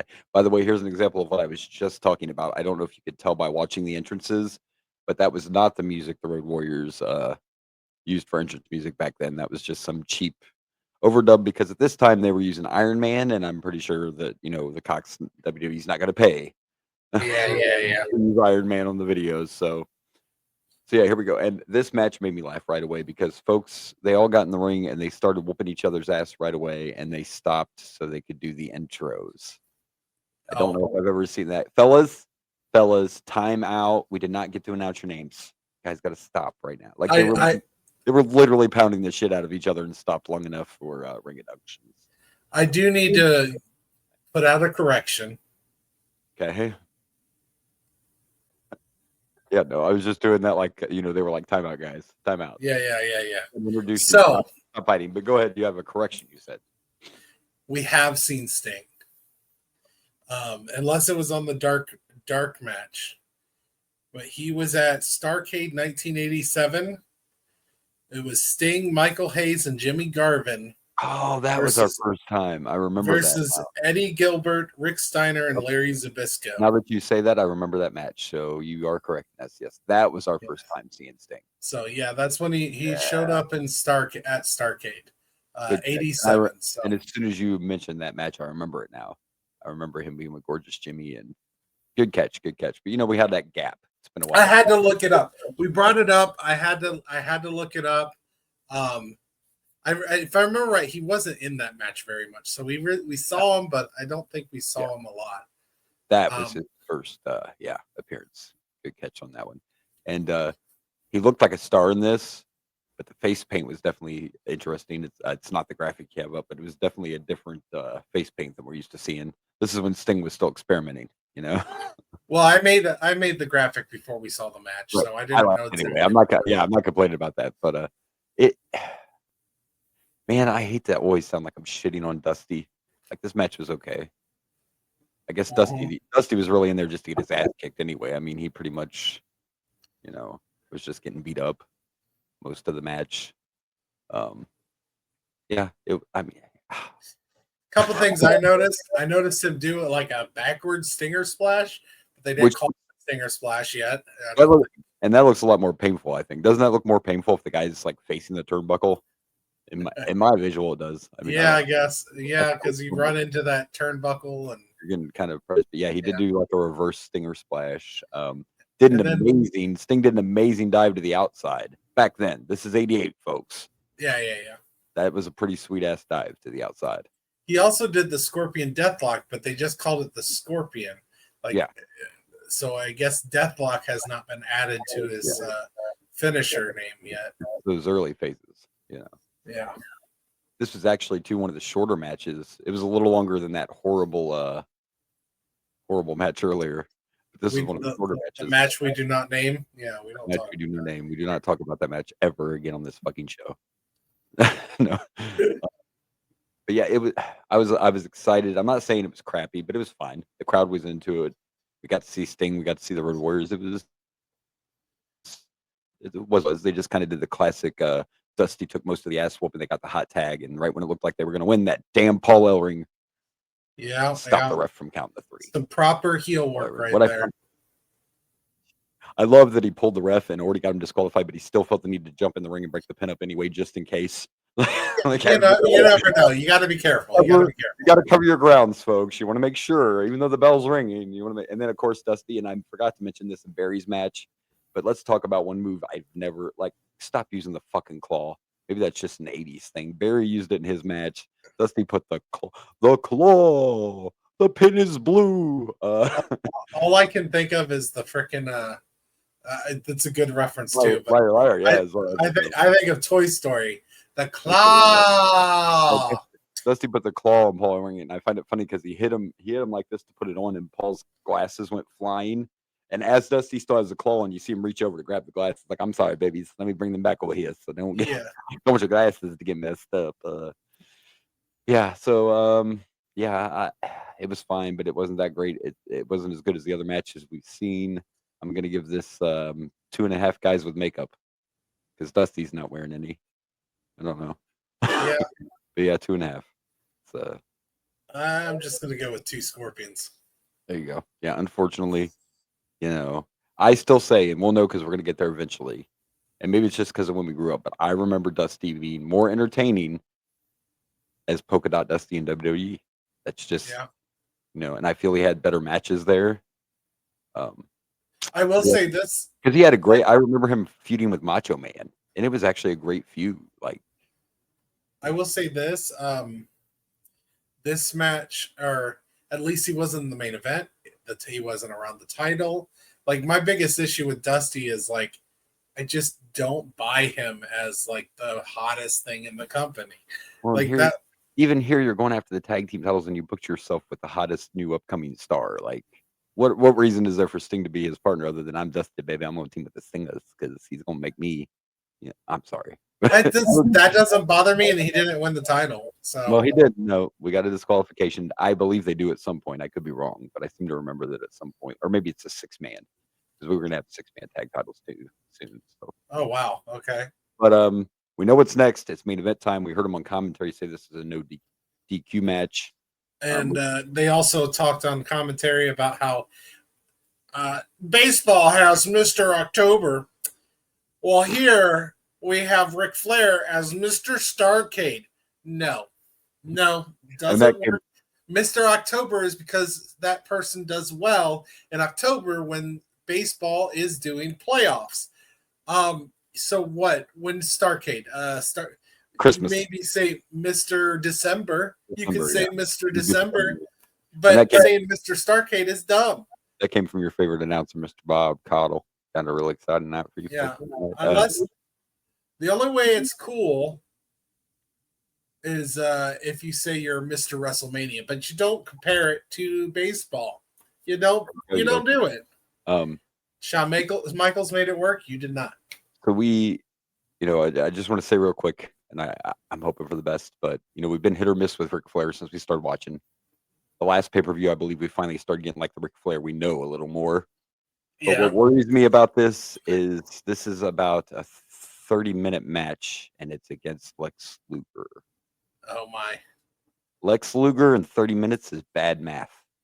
Listen, I loved Lex as a kid, but truth is truth, and Lex was not a. It's going to be interesting to see what Luger can do in a 30-minute match with Ric Flair. We'll just say that. Boomer's speaking the R-Truth today. I am. The truth shall set you free. But yeah, just like 30 minutes of Luger is like 30 minutes of Goldberg. Oh no. Oh yeah, let's just see what happens. Let's hope for the best. But this is the main event. It's for the heavyweight championship. The former Horseman member. That's the story behind this, by the way, which we probably would have saw more in the last pay-per-view. Luger was in the Horseman, and they turned on him and kicked him out, whatever the fuck. So here we go. We're gonna have the world title match, no DQs. Actually, they didn't say no DQs. I'm sorry. Let me retract that. They said the title would change hands if Flair got DQ'd or threw Luger over the top. Yes, that's right. So, no DQs. The title would change hands. So he can't use DQ as a way to save his time. He'll his way out this time, unless he cheats without getting caught. Yeah, there we go. So, I like it. all right, well, let's see what happens. All right, here we go now. Main event time for the NWA World Heavyweight Championship. Big gold, baby. Big gold on the line. And it's the champ Ric Flair defending against Lex Luger, a rematch from the pay-per-view we couldn't watch that we were supposed to. And of course, in this one, it was mentioned that disqualifications would be a title change. And Lexi, he made me eat my words. Yeah, I didn't think he did bad at all. They did a great, even though David was the bad guy. It was very David versus Goliath. I mean, Lex Luger is clearly the big man. Yeah. He is strong, and he was doing big man strong stuff. Ric Flair is just doing everything he can. He got around that cheating rule all over the place. 30th player in the game, baby. 30th player in the game. I wasn't knocking it. Right. I like the cut of his jib. Okay. And I may not be the heel, but the more we watch this, like, you're going to see me several times want to cheer when Ric Flair cheats. I'm just saying I can't help it because he's Ric Flair, maybe. And that's what he does. He's the dirtiest player of the game, but it exceeded my expectations. It did not feel like a 30-minute match. As a matter of fact, I think it went just a little over because I heard them say 30 minutes was up. So it actually went just a little over 30 minutes. It was good storytelling and great selling by both of them. I mean, we all know Flair can sell. But Luger did good as well, too, when the chair accidentally flew in the ring. I don't know where that came from, but a chair just came out of, like, nowhere and struck Lex Luger in the leg. It was weird. You were complaining earlier about someone no-selling. Lex Luger at the beginning was no-selling, like, everything. And it was, but it worked for the story and the match. That was for the story in the match. Earlier when I was complaining about Kevin Sullivan, he was just legit no-selling. It had nothing to do with the it's different. Oh, I know. That's part of Lex's character. That was that Hulk Hogan thing right there. That was. So that's different. No, Lex actually this was a good match. This was a good main event. I'm agreeing with you here. I'm just pointing out that this is when no selling is done properly and works because they were really selling. I'm Lex Luger. I'm big. I'm bigger than you, and your moves aren't doing crap to me. Nope. Why did I censor myself? Sorry. Your moves aren't doing shit to me. Okay, that's better. Yeah, you're not in the censorship. You're back. You're back in the studio, so you don't got to worry about fucks and stuff. Say fuck, shit, damn, whatever you want to say. That's what we love about the podcast world. Yeah, I'm working both ways, and even like you said, Luger's obviously the bigger man. You obviously would believe that he's the one that's going to control most of this match, which he did. But then when Flair took over with that little edge, Luger did really good at selling, struggling, because that takes a lot too. If you're the bigger person in a match, if you're the bigger competitor, you're the guy, you're the Goliath, as you said, it takes a lot for you to become the one to get the sympathy. You have to sell right for the crowd to feel sorry for you, if that makes sense. And Luger did that. Because I did did you notice at the beginning somebody had a sign that said Lex Loser? Yes. I loved it. Do you know what's crazy about this is, like I said, I think this is right after he got kicked out of the Horsemen, which is why he's the babyface. But Luger always said he hated being a babyface, which is why the Lex Express thing didn't work in WWE. Oh, yeah. But I think I don't know why I used that old. Which is fun. I just find that interesting because he's a babyface here. I don't think it was really so much as a babyface. I don't think Lex realized what all that was going to entail, trying to be the Hulk Hogan of WWF and being stuck on that fucking bus for a long time. But anyway. Oh, God. The bus. Back to this match, we got to the end, and of course, at the very end, Flair still has. How long did he have? He slept on a figure four. They had him forever. And I'm going to keep punching this in the face, but you'll see as we go back and watch these, because I know I've said it before, Flair hardly ever won with the figure four. I grew up in my mind imagining that he always won with the figure four, but the truth is he hardly ever won with the figure four. He used the old, our personal favorite, the old leverage with the ropes. As we all know, it makes total sense. Flair's actual finisher is however he can cheat to win. Yes. We're going to see a lot of roll-ups. We're going to see a lot of trunk pulls, but we're not going to see a lot of victories with the figure four. Even though in my mind as a kid, I was like, he always wants that fucking move. That's a dominant finisher. He can't win that way. He has to win as a cheater. I will say that I've had the figure four put on me before, and that move does hurt. Now I know a lot of these moves look like they hurt and blah, blah, blah, but a figure four does hurt. That does actually. Now it's put on right. Now, have you had that reversed and no longer hurts because you're on the other side or upside down? Actually, in my opinion, when it got reversed, it still hurts. It still hurts. That's one thing that I always question. That's illogical. It's illogical. It still hurts when you flip it over. Yes. But that move does, if applied right, that does actually hurt. But overall, good main event. It exceeded my expectations. Didn't feel like a 30-minute match, which is good. I loved the selling. I love the storytelling, and at the end of the day, woo! The Nature Boy walks away still champion, maybe, because he's got. Luger will never get another shot. Luger gets no more shots, is what they said, and that could be true. I can't. I mean, Luger does become a champion eventually, but I don't think he ever did beat Flair for the title, if I remember correctly. Who knows? We got a lot. I'm getting more excited now. We're getting closer to the modern. Even though it's 88, just watching the show was almost like 10 times different than the last one we watched. Yeah. Now that Jim Crockett has bought the NWA and it's about to become WCW, we're going to start seeing a lot more exciting action. So great way to end this. Probably the best. This is probably the best pay-per-view we've watched for the NWA so far. Besides the one match we don't talk about. I think so. I think we didn't rank anything super low other than the one we don't talk about. And and even for this, I was kind of going back and forth, but I'm going to give this 4 figure fours. 4 figure fours. 4 figure fours. I would have gone with figure 4. Just saying, just throwing it out there. I also am going with the 4. I'm going to go with 4 different ways that Ric Flair managed to cheat and not get caught. And you're right, because he did get through. Not He get caught. got away with a couple of them. That not just the chair. What else did he get away with? He threw Luger over the top, right? When the ref wasn't looking. I think Luger actually threw Ric Flair over the top. One of them threw the other over the top. Yeah, Luger actually threw Ric Flair over the top. I would say that every time Ric Flair, he's like playing with fire because he kept pushing the ref over and over again. He's like, what? Classic Flair, too. And of course, Flair did some of the cowering we always talked about. He did the classic in the corner. Yeah. On his knees. Luger pulled off the slamming Flair off the top rope, even after he hurt his leg. And that was, of course, one when he went to do the torture rack.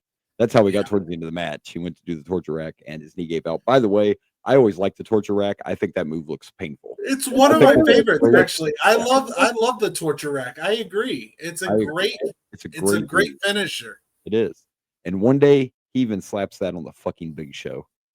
We're going to see the Giant in the fucking torture rack one day. So that's going to be interesting. But yeah, great main event. Great way to end the pay-per-view. And even with Bob Caudle talking like this the whole time, it was still a good match. All right, so let's do some picking. Let's pick some matches. Let's do that.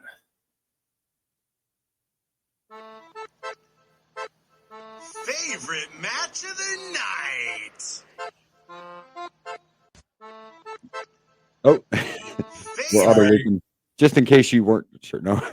All right, so yeah, I think my mind's going to get changed on this. To be honest, I already had it in my head that my favorite match of the night was going to be Rick Steiner and Mike Rotunda, but I think because of my expectations were way far exceeded, I'm going to go with the main event because I expected it to be very bad. I didn't think I was going to make it through it, and it ended up being probably the best Lex Luger match we've seen so far, and it might be one of his best matches ever. So I'm going to pick the main event, Flair and Luger.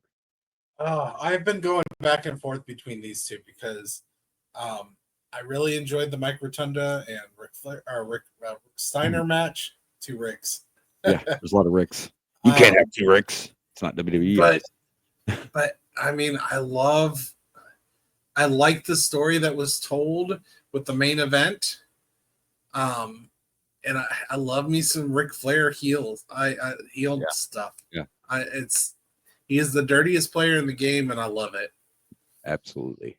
So I'm gonna go with Mike Rotunda and Rick Steiner.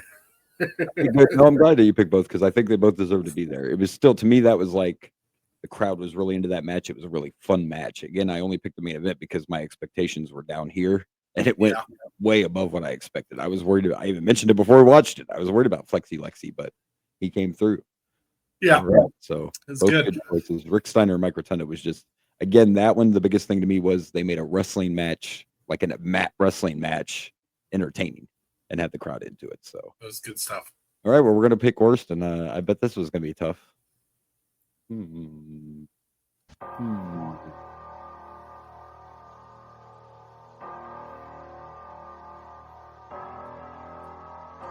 Worst match of the night.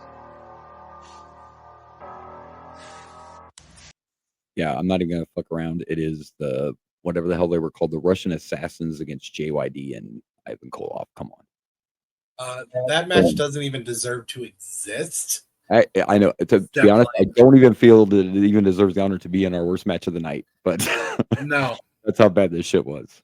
Horrible. It was bad. Yeah, hands down, worst match of the night. Easy pick. Agreed. All right, well, we'll watch the pay-per-view. We pick some matches, and now it's time to plug some pluggables. So I don't have it set up, but we're starting to get to the point where we need to start ranking Starrcades. Well, it's the first one, so I think we're okay. Oh, I thought this was the. Well, it is, but we couldn't. No. It is the second one. Right, We had 87. We just mentioned that Sting was at that one. I was thinking of Bash, what we weren't allowed to watch. I was thinking wrong in my head, but yeah, you're right. It's Yeah. Yeah. So I would also pick this one as my better one. Yeah, it's definitely the favorite right now. That's definitely an easy one. It's definitely the favorite. Also, before we plug the pluggables, just remind everybody next week we will be back with WWE, and it's going to be Backlash 1999. Backlash, which I haven't made the cover art yet. We haven't done their pictures yet. And we will also discuss Night of the Champions, but I don't feel like we need to do a whole episode just for that show. No, I think that should be. If we do bonus episodes, it will be specifically for like WrestleMania. Yeah, things like that. We'll do the big Rumble. four, SummerSlam, so other than that, it'll just be a recap at the beginning. So we will talk about Night of Champions, and we'll be back in WWE. And now let's plug some pluggables. All right. Well, you can find me at Dragon Blazer Productions on Facebook, Instagram, YouTube, the Tiki Takis, and you can find me at X at Dragon Blazer Pro. Yeah, there you go. Same way with the show. You can find us on Facebook, TikTok, Insta, and YouTube at the Boomer and Blaze Show. But of course, on that darn X, we have to be a little different, and that is at Boomer_Blaze. I do want to appreciate everybody who has listened and been following. Don't forget to like, subscribe, turn on those notification bells. We want to grow that audience. And maybe eventually down the road, we've discussed some of this stuff. You know, if we get enough of a crowd, we could start doing like some bonus episodes and some different things that we've discussed once we grow that audience. But so like us, subscribe, share. Don't just watch the Tiki Takis, listen to the whole thing. It's not as bad as you think. Welcome to the shit show. Check it out. Because we are starting to get some interaction. So I love that. I appreciate that. Tell a friend if you have any. You know, we want to have tell two friends. They tell two friends. You know, they tell one, and so on. And then we can have more than 3 listeners, and we won't have to count ourselves as listeners anymore. Maybe we'll get to 5. 5 times. Yeah. I said it last week, and I'm going to say it again. It's great to be back. We're on a roll. We'll take 2 in a row as a roll, and hopefully we get to keep on keeping on, baby. It's, it's the American dreams. It's great to be back. Backlash next week. All right, next week, Backlash. And until then, this has been the Boomer and Blaze Show. I am Boomer. And I'm Blaze. Good night from Dragon Blazer Studios.